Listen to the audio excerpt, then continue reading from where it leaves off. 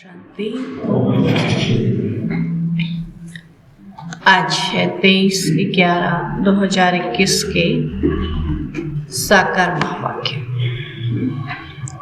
23 नवंबर 2021 के साकार महावाक्य है। आज बाबा बोले, मीठे बच्चे, इस ड्रामा में तुम हीरो हीरोइन पाठधारी हो। इस ड्रामा में तुम हीरो हीरोइन पाठधारी हो। सारे कल्प में तुम्हारे जैसा हीरो पाठ और किसी का भी नहीं। सारे कल्प में तुम्हारे जैसा हीरो पाठ और किसी का भी नहीं। प्रश्न है, मनुष्य से देवता बनने का इम्तिहान, मनुष्य से देवता बनने का इम्तिहान कौन पास कर सकता है? मनुष्य से देवता बनने का इम्तिहान कौन पास कर सकता है? उत्तर है, जो फॉलो फादर कर बाप समान पवित्र बनते वही यह इम्तिहान पास कर सकते हैं। जो फॉलो फादर कर बाप समान पवित्र बनते वही यह इम्तिहान पास कर सकते हैं। 21 जन्मों का बेहद का वर्षा मिलता है। 21 जन्मों का बेहद का वर्षा मिलता है, तो जरूर थोड़ी मेहनत करनी पड़ेगी। 21 जन्मों का बेहद का वर्षा मिलता है, तो जरूर थोड़ी मेहनत करनी पड़ेगी। और अभी मेहनत नहीं की तो कल्पांतर नहीं करेंगे, है ना। अभी मेहनत नहीं की तो कल्पांतर नहीं करेंगे, फिर ऊंच पद कैसे पाएंगे? फिर ऊंच पद कैसे पाएंगे? पवित्र बनेंगे तो अच्छा पद पाएंगे। पवित्र बनेंगे तो अच्छा पद पाएंगे, नहीं तो सजाएं खानी पड़ेंगी।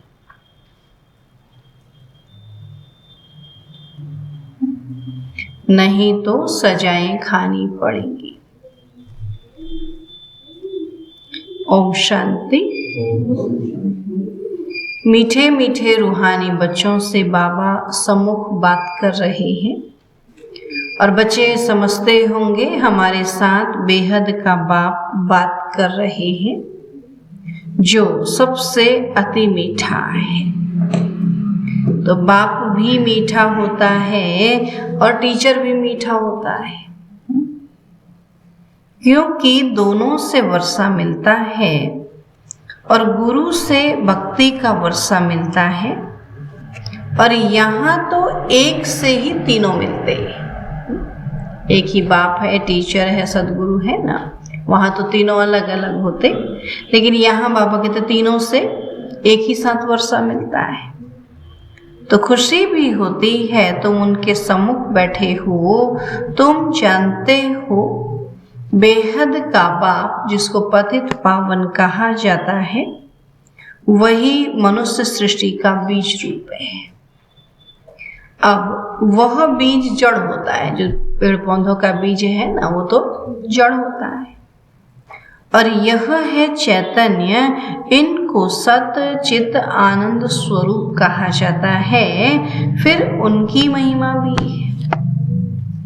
तो वह ज्ञान का सागर है, परंतु उससे नॉलेज क्या मिलती है? बाबा कहते यह किसी को पता ही नहीं है ना। शिव बाबा ज्ञान सागर है, लेकिन कौन सी नॉलेज मिलती किसी को पता नहीं। तो तुम जानते हो, जिन्हों को बाप नॉलेज दे रहे हैं वही भक्ति मार्ग में इनके मंदिर शास्त्र आदि बनाते हैं। और यह भी तुम जानते हो कि बरोबर हर 5000 वर्ष के बाद यह कल्प का संगम आता है।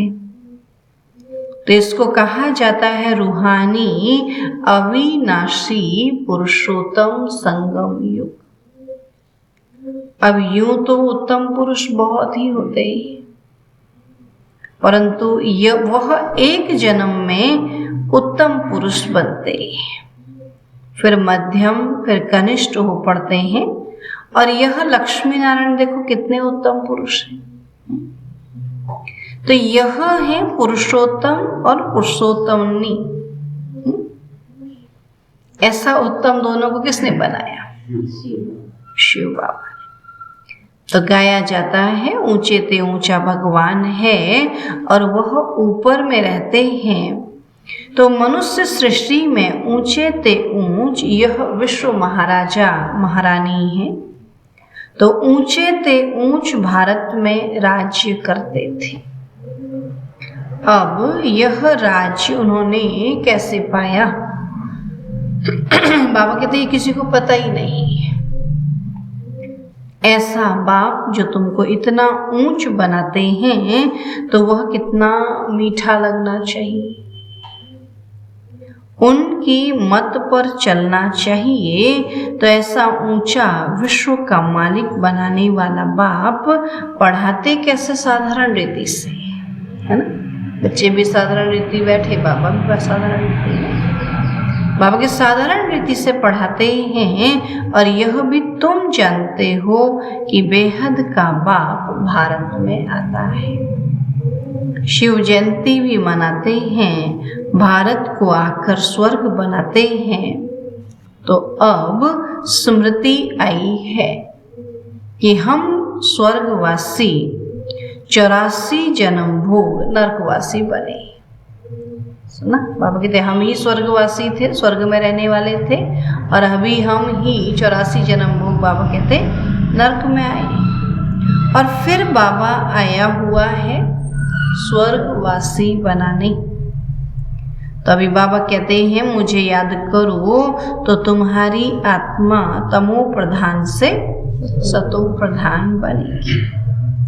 सतो प्रधान बनने बिगर वापस कोई जा नहीं सकते, नहीं तो सजा खानी पड़ेगी। तो सजा भी आत्मा को मिलती है ना।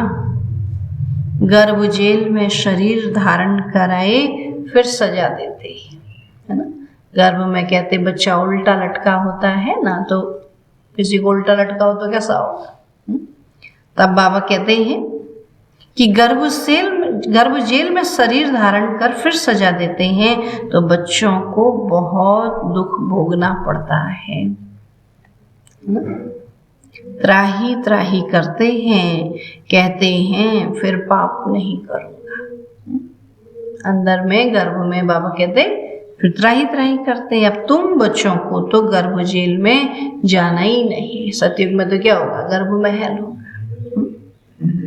वहाँ गर्भ महल है क्योंकि पाप होता नहीं। यहाँ रावण राज्य में पाप होता है, तब तो राम राज्य मांगते हैं। परंतु यह जानते नहीं कि रावण राज्य क्या चीज है। जलाते हैं तो खत्म होना चाहिए, है ना। रावण को हर वर्ष जलाते हैं तो फिर तो क्या हो जाना चाहिए? उसका तो खत्म हो जाना चाहिए। फिर जलाते हैं, गोया मरा नहीं ना। हर वर्ष जलाते हैं, मना भी वो जिंदा है ना, तभी तो जलाते हैं। फिर ये सब करने से फायदा क्या? वो लोग जाकर लंका लूट कर आते हैं। एक झाड़ को बीमारी होती है, उसको सोना समझ ले आते हैं। पीला पीला हो जाता होगा ना, कोई बीमारी होती हो। तो वास्तव में तुम इस समय रावण पर जीत पाते हो, गोल्डन एज के मालिक बनते हो। अजमेर में वैकुंठ का मॉडल बनाया है और अभी तुम जानते हो बाबा आया है बच्चों को फिर से स्वर्ग का मालिक बनाने। हीरे जवाहरों के महलों में हम राज्य करेंगे, तभी तुम बच्चे योग बल से निर्विकारी सतो प्रधान बनते हो। आत्मा संपूर्ण निर्विकारी बन फिर चली जाएगी शांति धाम में, है ना। शांति धाम जाने से पहले बाबा कहते यहाँ ही निर्विकारी बनना पड़ेगा, है ना। वहाँ दुख की बात नहीं है। तो बाबा ने समझाया है कि इस नाटक में तुम्हारा सबसे बड़ा मुख्य पार्ट है हीरो हीरोइन का। राज्य लेना और गंवाना यह खेल है। सत्युग का राज्य लेना और गंवाना ये खेल है। तो हीरो हीरोइन तुम हो। तो हीरो का मुख्य अर्थ है मुख्य पार्टधारी। तुम गोल्डन एज में पवित्र गृहस्थ आश्रम में रहते थे और आयरन एज में अपवित्र गृहस्थ व्यवहार है। बाबा ने आश्रम भी नहीं बोला, अब कहते गृहस्थ व्यवहार है। अब बाबा गोल्डन एज में ले जाएगा और वहां लक्ष्मी नारायण सूर्यवंशियों का राज्य होगा और वह पुनर्जन्म ले चंद्रवंशी में आएंगे। वृद्धि होती रहेगी। तो अभी कितने करोड़ हो गए, जनसंख्या कितने करोड़ हो गई। अब कहते हैं बर्थ कम हो, जिनको 1-2 बच्चा होगा वो थोड़ी बंद करेंगी। अब तुम तो इतला कर सकते हो कि पॉपुलेशन कम कराना यह तो बाप के ऊपर है, तो ना। बाबा कहता ना एक धक से केवल 9 लाख जनसंख्या, सब आत्माएं वापस चली जाएंगी ना, शरीर खत्म हो जाएंगे। तो ये तो बाबा के ऊपर है। बाबा जानते हैं जास्ती मनुष्य होंगे तो मरेंगे। मैं आया हूं सबको खलास कर एक धर्म की स्थापना करने। और वहां 9 लाख होंगे तो छू मंत्र हुआ ना। बाबा छू मंत्र करेगा, इतने करोड़ों की संख्या को 9 लाख में ले आएगा। तो कलयुग रूपी रात पूरी होकर दिन शुरू हो जाएगा। तो बर्थ कंट्रोल पर कितना खर्चा करते हैं। बाप का कोई खर्चा नहीं, नेचुरल कैलेमिटीज होगी, सब खत्म हो जाएगा। ड्रामा में नूद है, वह लोग जो प्लान बना रहे हैं वह भी ड्रामा में नूद है। तो यूरोपवासी यादव, भारतवासी कौरव और पांडव। सुना बाबा क्या कहता कि भारतवासी जो है वो कौरव पांडव है और यूरोपवासी जो हैं वो यादव है। वह सब एक तरफ और इस तरफ 2 भाई हैं। सारा विश्व एक तरफ और भारत में बाबा कहते कौरव पांडव 2 भाई हैं। तो भारत में भाई भाई जो अभी कलयुग में भाई भाई हैं। तो तुम अब निकल आए हो संगम पर, है ना। कौरव और पांडव एक ही घर के थे, कहते हैं, अलग अलग थोड़ी थे। तो आत्मा असल में भाई भाई है ना, एक ही घर है ना, परम धाम। हम सब आत्माओं का घर एक ही, तो वहां से आए। तो तुम आत्माओं से ही पहले पहले बाबा मिला है ना। और जिनके साथ बाबा है वो पांडव है, और जो बाबा को जानते ही नहीं है वो सब कौरव है। तो तुम आत्माओं से ही पहले पहले बाबा मिला है। तो रेस में जो पहले पहले जाते हैं वह इनाम लेते हैं। तो तुम्हारी है याद की दौड़, यहाँ भी इनाम लेना है। बाबा कहते पहले दौड़ी लगानी है तो पहले सतयुग में आना है। तो यह कोई शास्त्र में नहीं है। तो बाबा कहते हैं मेरे साथ योग रखो। और यह योग की यात्रा इस समय ही होती है। यह यात्रा और कोई सिखला न सके।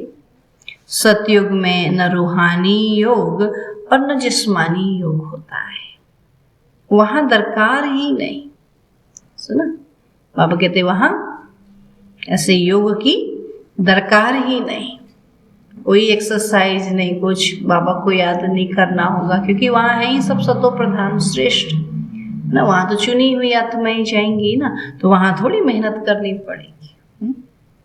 तो सतयुग में न रूहानी योग है न जिस्मानी योग होता, वहां दरकार ही नहीं। तो यह इस समय तुम्हारी बुद्धि में बैठता है।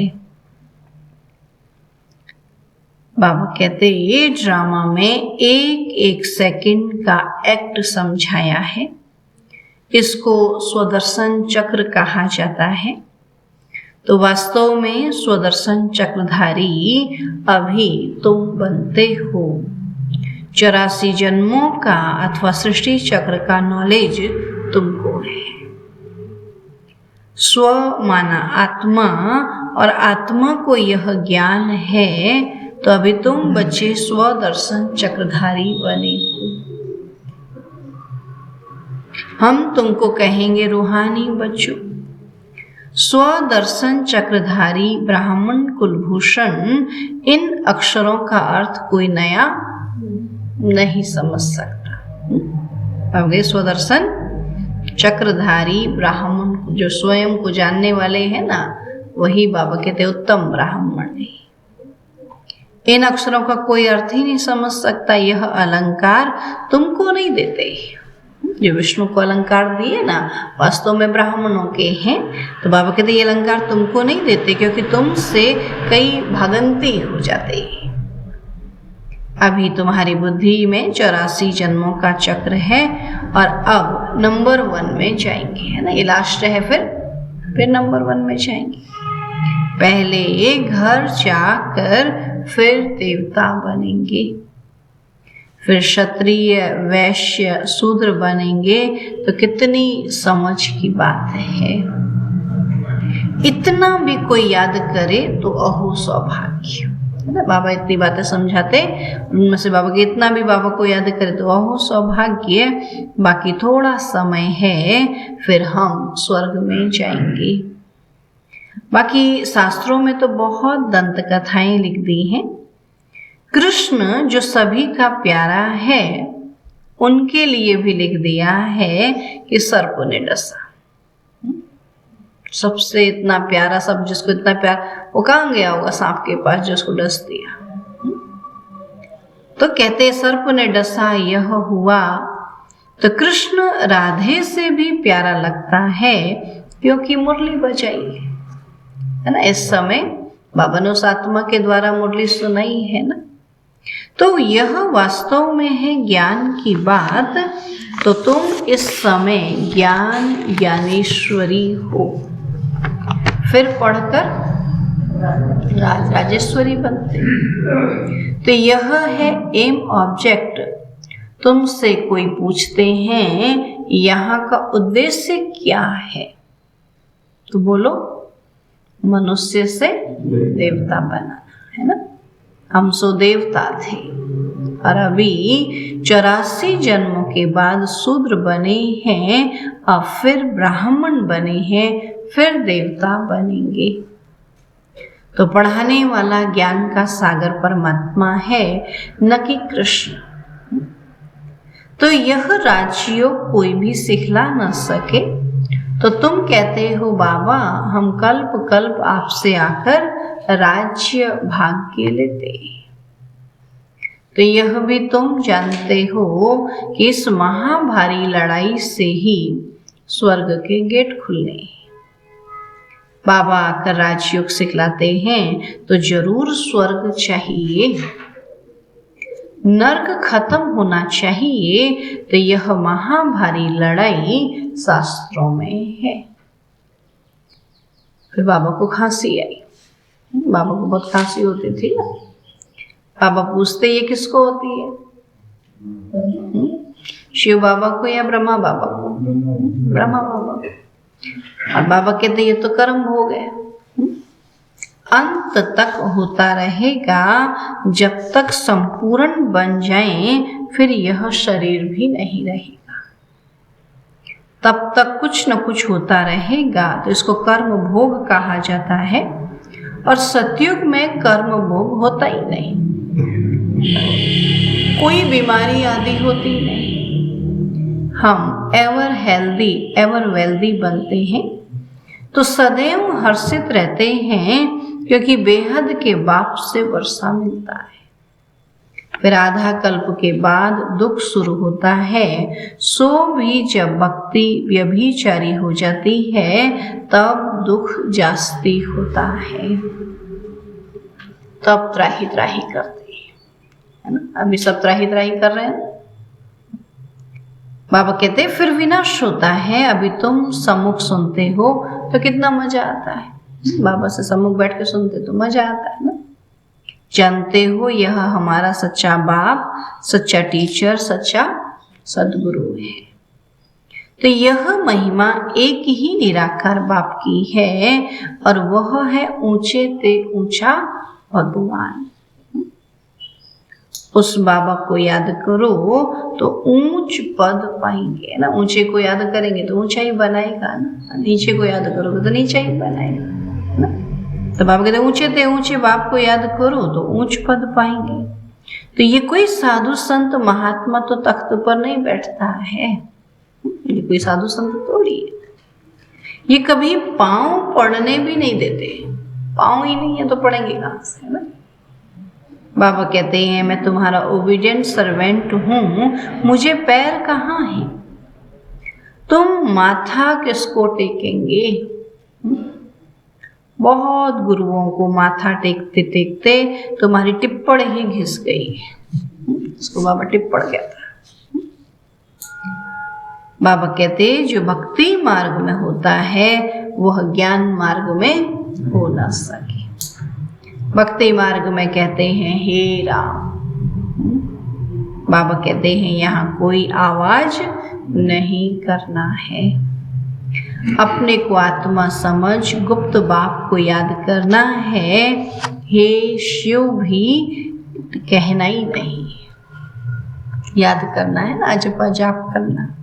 तुमको आवाज से परे जाना है तो बच्चे को अंदर में बाप याद रहता है ना, या अपने बाप का नाम रटता है, वो तो नेचुरल याद रहता है। बाबा कहते हैं तुमको अंदर गुप्त याद करना है, जैसे बच्चे को अंदर बाप याद रहता है। आत्मा जानती है कि यह हमारा बाबा है, तो तुमको अंदर गुप्त याद करना है। इसको अजपा याद कहा जाता है। जाप नहीं कर रहे हैं लेकिन फिर भी अजपा याद है। जाप नहीं करना, माला अंदर फेरो या बाहर फेरो, बात एक ही है। अंदर में भी नाम रटेंगे तो भी तो फेरना हो गया ना। अंदर फेरना कोई गुप्त नहीं, गुप्त बात है अपने को आत्मा समझ बाबा को याद करना। तो यह शिव बाबा, यह प्रजापिता ब्रह्मा, तो तुमको डबल इंजन मिलती है श्रृंगारने के लिए। दोनों बाबा बच्चों को ज्ञान से श्रृंगारते हैं, तो डबल इंजन मिली हुई है। इनकी आत्मा भी श्रृंगार रही है। फिर सब चलेंगे पियर घर और वहां से फिर ससुर घर विष्णुपुरी में आएंगे। तो यह है डबल पियर घर अलौकिक, वह लौकिक और वह पारलौकिक। तो इस अलौकिक बाप को कोई जानते ही नहीं है, ब्रह्मा बाबा को कोई नहीं जानते। तब कहते हैं इस दादा को क्यों बिठाया है, इसलिए बहुत लोग बिठाते ही नहीं ब्रह्मा बाबा को। ब्रह्मा बाबा का चित्र केवल शिव बाबा रखेंगे, है ना। अभी शिव बाबा को याद कैसे करें, फिर समझ नहीं आता। तब बाबा कहते, कई लोग कहते हैं दादा को क्यों बिठाया है, तो यह किसी को पता ही नहीं है कि इस तन से परमात्मा पढ़ाते हैं और यह बहुत जन्मों के अंत में पूज्य से पुजारी बने, राजा से रंक बने हैं। तो बाबा समझाते हैं कि इस तन में मैं प्रवेश करता हूँ, फिर भी किसी की बुद्धि में बैठता ही नहीं। मंदिरों में बैल रख दिया है। अब शंकर तो है सूक्ष्म वतनवासी, सूक्ष्म वतन में बैल आदि तो होते ही नहीं, वहां थोड़ी जानवर हो। बैल अर्थात मेल, मेल फीमेल है ना, बैल मेल है, गाय फीमेल है। तो बाबा किसके तन में आया? ब्रह्मा तन में, मेल तन में आया ना, तो उन्होंने बैल रख दिया। तो भागीरथ को मेल दिखाते हैं तो मनुष्य तो बिल्कुल बेसमझ बन पड़े हैं। तो बाबा कहते हैं रावण ने बेसमझ बनाया है। खुद कहते हैं राम राज्य चाहिए। अब राम राज्य तो सतयुग में होता है और कलयुग में रावण राज्य। तो राम और रावण भारत में होता है। तो शिव जयंती भी भारत में मनाते हैं। सुना? बाबा कहते रावण जयंती नहीं मनाते क्योंकि दुश्मन है। सोचो, राम का कभी जन्मदिन नहीं मनाते, रावण का कभी जन्मदिन नहीं मनाते रावण का, और शिव बाबा का कभी मरण दिन नहीं। शिव बाबा का केवल जन्मदिन और रावण का केवल मरण दिन। तो रावण जयंती नहीं मनाते क्योंकि दुश्मन है। तो जयंती उसकी मनाई जाती जो सुख देता है। शिव बाबा अर्थात राम जो है वो सुख देता है, इसलिए उनका जन्मदिन मनाते हैं। तो यह शिव बाबा आकर ज्ञान सुनाते हैं और रावण पर जीत पहनाते हैं। अभी तुम जानते हो कि रावण क्या चीज है, कब आते हैं। तो एक्यूरेट हिसाब बताया जाता है और यह बातें अच्छी रीति धारण करो, भूलो मत। सुना, बाबा जो सुनाते हैं इसको अच्छी रीति धारण करो, ये भूलो मत। ज्ञान सागर के पास बादल बनकर आए हो। बादल क्या करते हैं? पानी अपने उसमें पानी भरते हैं, फिर बरसाएंगे ना। तो ऐसे बाबा कहते हैं हम भी ज्ञान सागर के पास आए हैं ज्ञान जल भरने। तो सारा ज्ञान क्या करना है? अपने अंदर भरना है। तो ज्ञान सागर के पास बादल बनकर आए हो तो भर कर फिर वर्षा बरसानी है। तो धारणा बड़ी अच्छी चाहिए। यहाँ तुम सम्मुख बैठे हो, वासना आती है हम बेहद बाप के सम्मुख घर में बैठे हैं। तो ब्राह्मण कुलभूषण भी हैं, मम्मा बाबा भी हैं। तो बाबा हमको टीचर के रूप में पढ़ा रहे हैं, सदगुरु के रूप में साथ में ले जाएंगे। वो गुरु लोग ले नहीं जाते, जो देहधारी गुरु हैं वो किसी को साथ नहीं ले जाते। गुरु का काम है फॉलोअर्स को साथ ले जाना। वास्तव में वह फॉलोअर्स भी है ही नहीं, वह सन्यासी और वह गृहस्थी, तो फॉलोअर्स कैसे ठहरे? सुना, बाबा कहते हैं जो ज्ञान सुनने वाले हैं वो गृहस्थी हैं, जो ज्ञान सुनाने वाले हैं वो सन्यासी हैं। फिर कहते फॉलोअर है, तो फिर तो क्या बनना चाहिए? उनको भी क्या बन जाना चाहिए? गृहस्थी को भी सन्यासी बन जाए तब फॉलोअर कहेंगे। तुम शिव बाबा को भी फॉलो करते हो तो ब्रह्मा बाबा को भी फॉलो करते हो ना। शिव बाबा को कहते वो निराकार है, ज्योति बिंदु। तो मैं भी कौन हूँ? निराकार। तो ब्रह्मा बाबा सेवा करते हैं, ब्रह्मा कुमार कुमारी हम अपने को कहलाते, तो दोनों को फॉलो करते हैं। तो जैसे यह बनते हैं तुम भी बनते हो। तो हम आत्मा पवित्र बन शिव बाबा के पास चली जाएंगी। तो बाबा कहते हैं मामेकम याद करो, तो सच्चे सच्चे फॉलोअर्स तुम।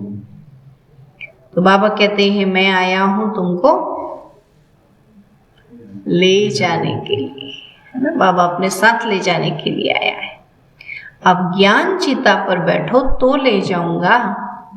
हाँ, जब ज्ञान समझ में आएगा तब ले जाएंगे ना। सतयुग में लक्ष्मी नारायण का राज्य था उस समय, और सब धर्म शांति धाम में थे। जो भी धर्मवासी थे ना वो सब शांति धाम में थे। यह बातें बड़ी सहज हैं। बाबा के फॉलोअर्स बनो। जितना पवित्र बनेंगे अच्छा पद पाएंगे, नहीं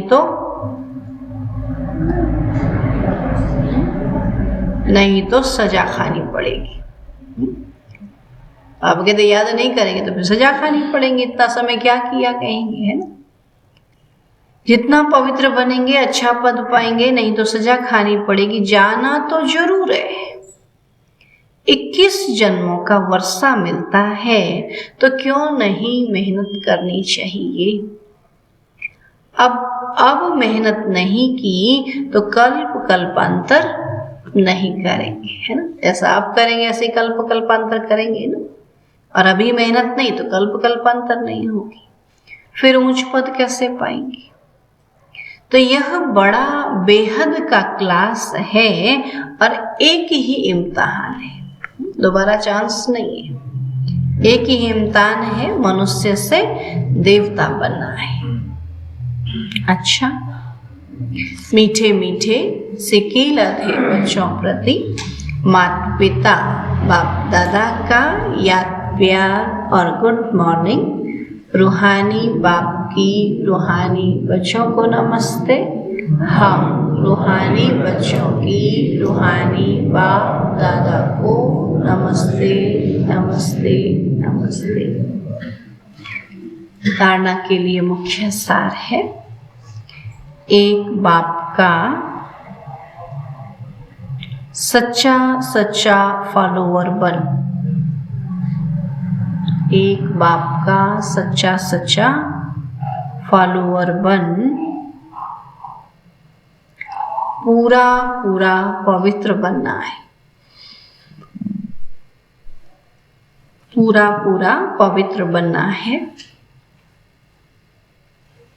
21 जन्मों का वर्षा लेने का पुरुषार्थ करना है। 21 जन्मों का वर्षा लेने का पुरुषार्थ करना है। दूसरा पॉइंट है, मुख से हे शिव बाबा भी नहीं कहना है। मुख से हे शिव बाबा भी नहीं कहना है। आवाज से परे जाना है। आवाज से परे जाना है। अपने को आत्मा समझ अंदर में बाप को याद करना है। अपने को आत्मा समझ अंदर में बाप को याद करना है। वरदान है आज का, स्थूल व सूक्ष्म में हर फरमान को पालन करने वाले संपूर्ण फरमान बरदार। कल भी बाबा ने कहा हर फरमान को पालन करना, आज बाबा ने कहा स्थूल व सूक्ष्म में हर फरमान को पालन करने वाले संपूर्ण फरमान बरदार भव। बाबा कहते स्थूल फरमान पालन करने की शक्ति उन्हीं बच्चों में आ सकती है जो सूक्ष्म फरमान पालन करते। सूक्ष्म माना अपने को आत्मा समझ के बाबा को याद करते हैं। तो बाबा कहते हैं सूक्ष्म और मुख्य फरमान है कि निरंतर याद में रहो व मन वचन कर्म से पवित्र बनो। संकल्प में भी अपवित्रता व अशुद्धता न हो। बाबा कहते हैं ना पवित्रता माना जो देवी देवताओं को पसंद है वही हम भी स्वीकार करें, जो उनको पसंद नहीं वो हम भी स्वीकार ना करें, तभी तो वैसे बनेंगे। तो बाबा ने कहा संकल्प में भी अपवित्रता व अशुद्धता न हो। यदि संकल्प में भी पुराने अशुद्ध संस्कार टच करते हैं तो संपूर्ण वैष्णव या संपूर्ण पवित्र नहीं कहेंगे। इसलिए कोई एक संकल्प भी फरमान के सिवाय न चले, तब कहेंगे संपूर्ण फरमान बरदार। सुना? कोई एक संकल्प भी फरमान के सिवाय न चले, तब कहेंगे संपूर्ण फरमान बरदार। स्लोगन है बाप को जानकर दिल से बाबा कहना। बाबा को जानकर दिल से बाबा कहना, ये सबसे बड़ी विशेषता है। बाप को जानकर दिल से बाबा कहना, यह सबसे बड़ी विशेषता है ना। मुख से बाबा बाबा कहना कोई बड़ी बात नहीं है, लेकिन उसको जान लेना, उस सर्वशक्तिवान को पहचान लेना और फिर दिल से उसको बाबा कहना, बाप के लिए सबसे बड़ी विशेषता है। ठीक है। ओम शांति।